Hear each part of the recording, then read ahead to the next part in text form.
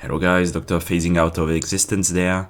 And today we finally got the info about the new operators that are gonna release on CN. So there will be one new 6-star and two new 5-stars. So as usual, we're gonna discuss about their potential utilities in IS.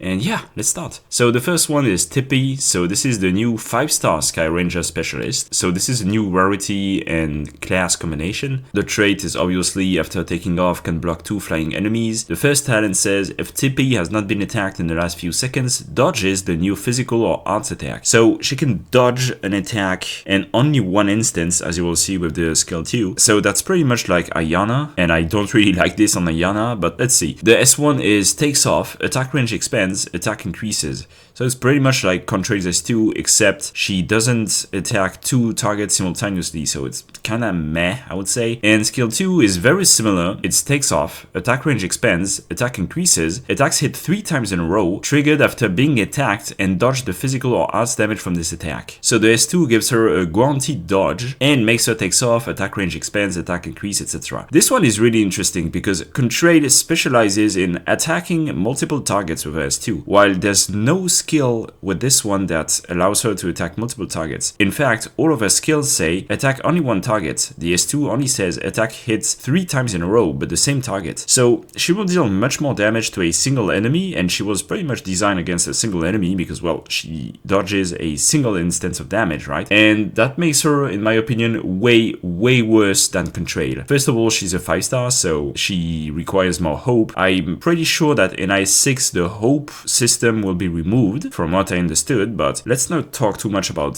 speculation about IS-6, and let's only talk about what we know in IS right now. So what I see right now is a much worse version of Contrail. She can only attack one enemy. Being able to attack 3 times is not that valuable, except maybe against the towers in the Keydon fight, and again, Contrail pretty much does the same thing, because, well, she will attack 3 enemies at the same time, so it's pretty much the same thing in this case, and also she can't activate her S2 unless she's attacked. That's actually so bad. I really dislike this kind of skill that requires to fulfill a very specific condition in order to activate. I feel like in actually a lot of cases I will want to use S1 over S2, and that's saying a lot because, well, if I want to use S1, I might as well use Contrail's S2 then. I'm really disappointed at this unit, not gonna lie. Being able to target one specific target is really not what I feel like Sky Ranger would want to do, because again, they are designed to destroy aerial enemies with their skill, and usually there's not one specific aerial enemy unit. There's generally multiple aerial enemy units. I can understand like the utility against, for example, core targeteers, like you dodge the bomb, you take off, and then you attack and you hit 3 times in a row against a targeteer, so that's really good, but then you're picking a unit just to kill a targeteer. I guess it could be useful if you attempt alternate Aethionia and IS-4, and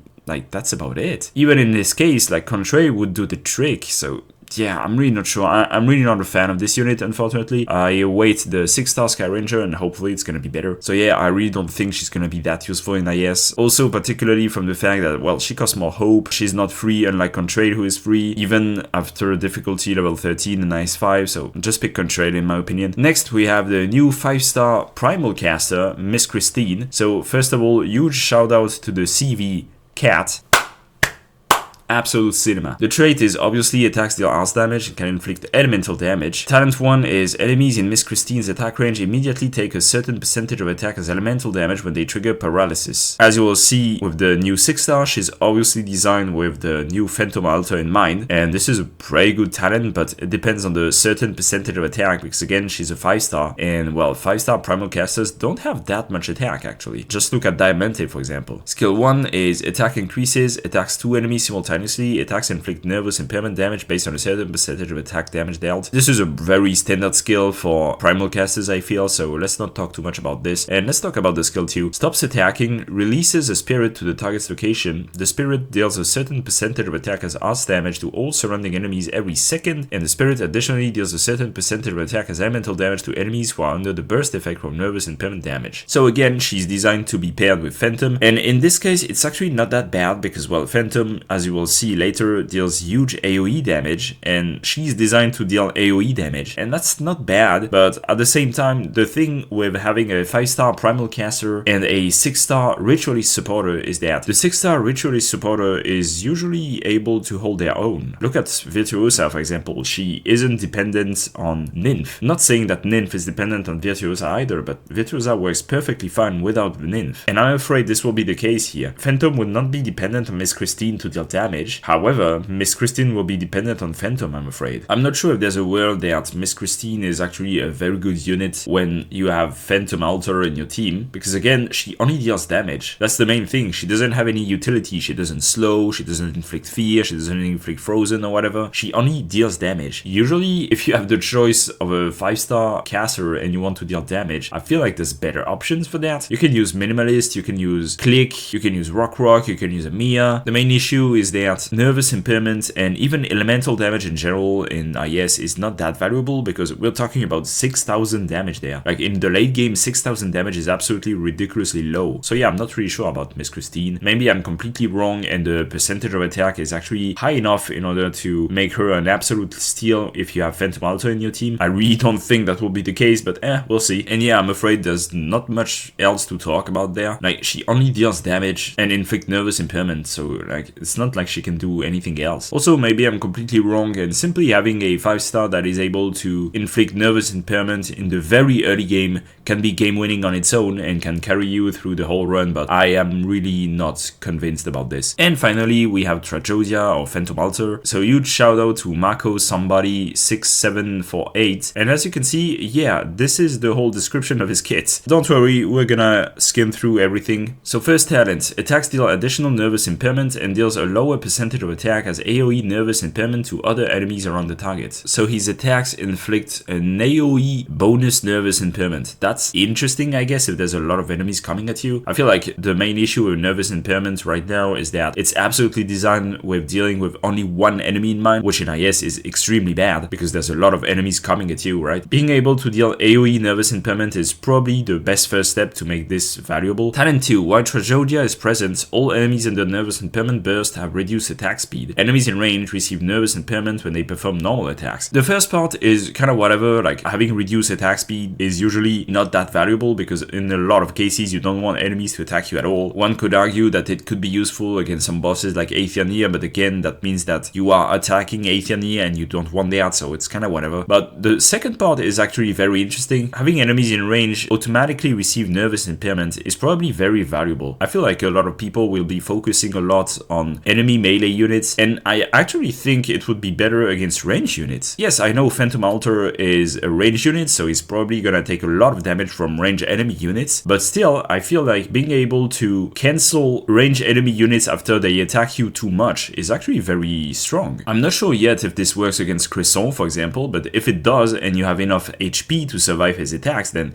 it could be very powerful actually. Being able to automatically trigger nervous impairment when enemies attack you is probably pretty strong, I would say. It's a new take on dealing extra elemental damage compared to Virtuosa, who literally passively inflicted elemental damage to enemies in a range. And I feel like I kinda like this take, particularly against range unit once again. So I'm gonna show you the video that was released alongside his info, just to showcase him a bit.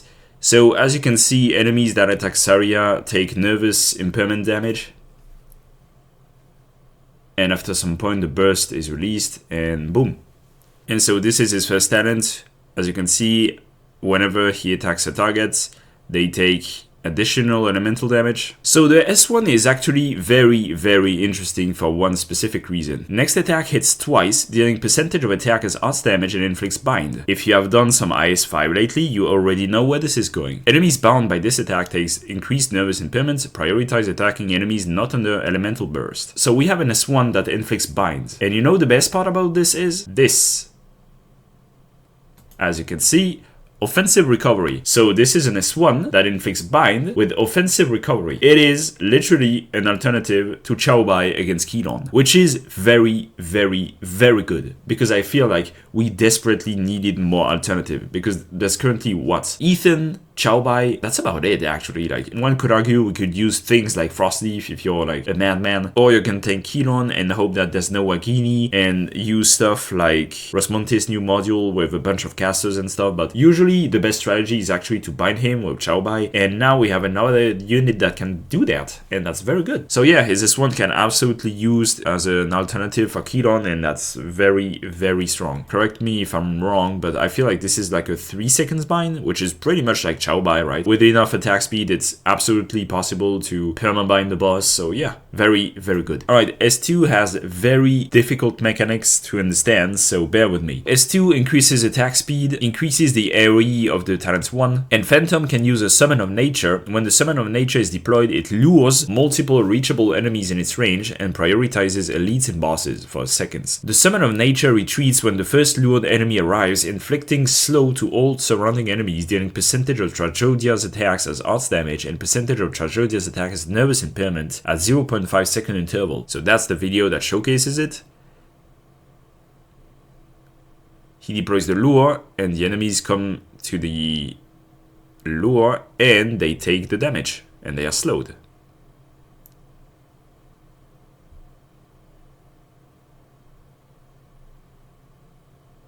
So we can see some very interesting things here. First of all, when an enemy is lured, it stops attacking actually, which is a bit redundant with the nervous impairment, I would say, but at the same time, it has some utility in the fact that Tragodia won't be attacked if the enemy is in his range, so that's actually pretty decent, I would say. Also, the lure can attack aerial enemies, which is also pretty strong. Also, the lure is a summon, so it can benefit him from Falbies, but the thing is, the lure won't last long because whenever the first enemy in range comes into contact with it, it disappears, so yeah, it's actually not that good. However, something to note is that it's a permanent skill. It's an infinite skill with like a 20 seconds cooldown on the summon, and the permanent effect is increase the attack speed and increase the AoE range of Talent 1. So I would say it's a pretty decentish skill. It's pretty much like the Fear of Nymph, but the issue is that it has a 20 seconds cooldown, while Nymph has only like a 8 second cooldown or something, and even less with the hands and other stuff like SP recovery. The thing is, the summon is not affected by the SP recovery, and it's a static 20 seconds cooldown, so it's not that good. The passive unlimited effect is only more attack speed and AoE range of the Talent 1, which is kind of whatever, I would say. If you want AoE, you probably want to use S3 actually. But at the same time, it will be interesting to see what enemies can be affected with lure or not, because if bosses aren't immune to lure, then we'll have a repeat of Nymph's Fear, in the sense that, well, you can basically perma-stall a boss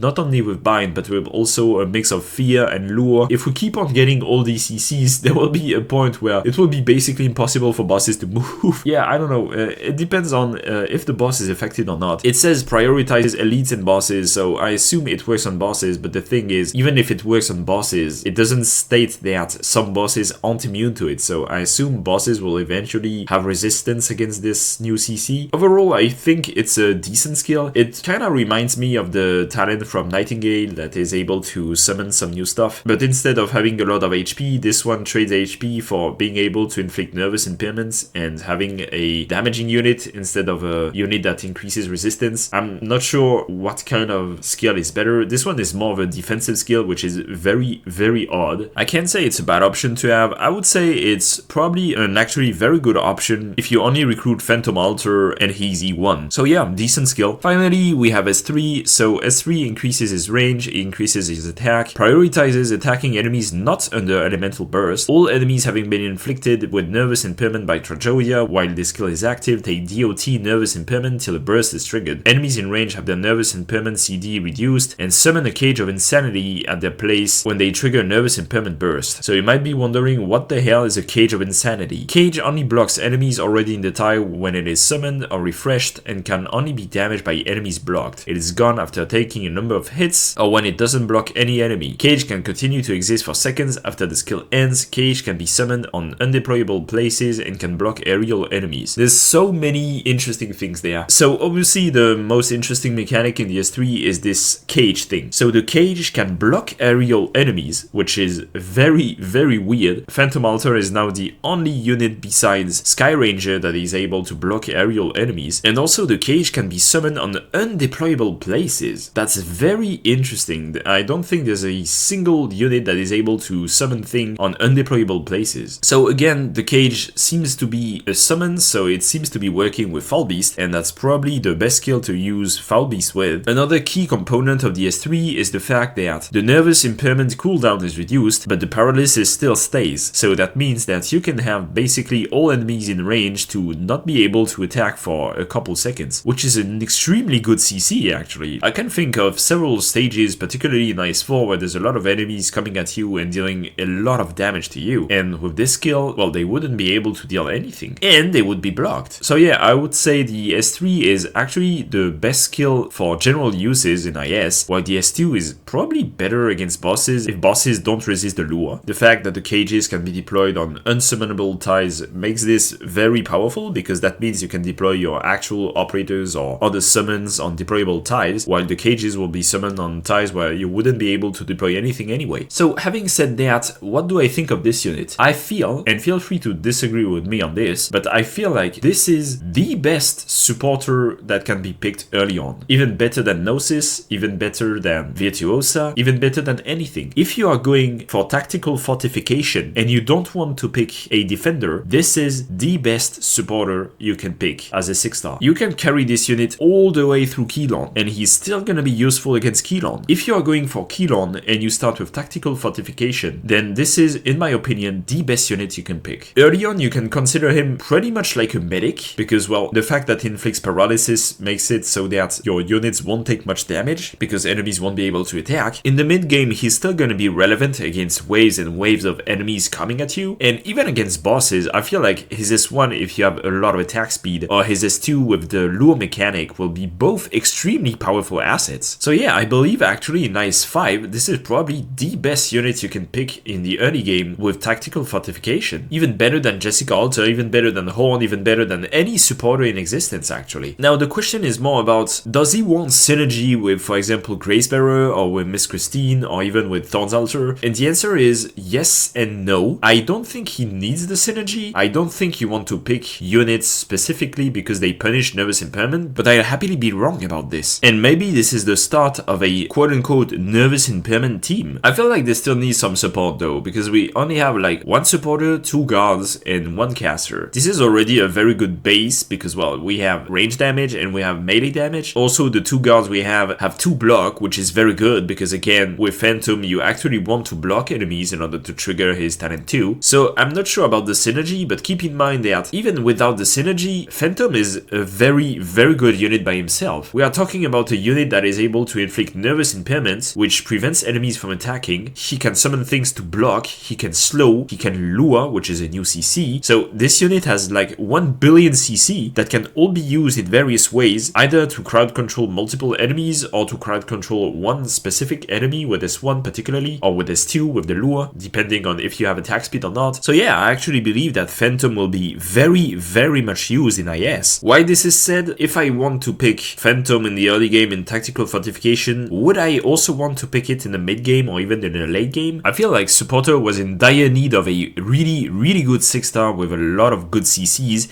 and this is probably the answer to this. Supporter in IS is like pretty much a meme at the moment, unfortunately. There are things that have a lot of utility, right, like Suzerain and lately the Angelina module, but the thing is, a lot of these units don't work in a lot of situations. For example, Angelina doesn't work against most bosses because, well, they are immune to levitation. Well, in this case, I don't think there's a single time when I'm not gonna tell myself, oh, Phantom can't be used in this situation. He can be used against ground enemies, aerial enemies, solo enemies, waves of enemies. With his S2, his summon can be used globally to help everywhere on the map. I don't think there's a single time where Phantom Altar is bad, actually. So yeah, I absolutely think he's at least gonna be tried, and probably gonna be very meta, actually. Now, the main issue is that it's a guy, so I'm not gonna use him. But hey, at least he's French, so there's that. So there you go, guys. This was my analysis on the next CN Manor. Feel free to comment what you think about the new units, leave a like, subscribe, and see you in the next video.